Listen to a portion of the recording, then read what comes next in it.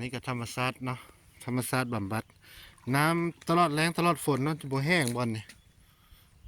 คือกุดเนาะเป็นน้ำกุดสั่งอุดมสมบูรณ์อีหลีปลูกผักปลูกมีมักสลอกสาลีพี่น้อง ว่าสิพาไปเบิ่งบ่อนน้ำออกบ่อเนาะตอนนี้บรรยากาศนะพี่น้องมาต่อนั่งเฮียไปอีกบ่อนต่อไม้เนาะ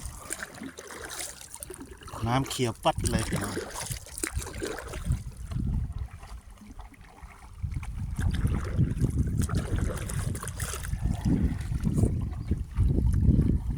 นี่กุดสั่งเนาะ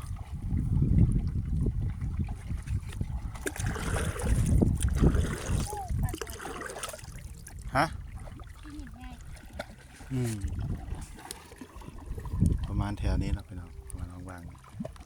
หินลายๆ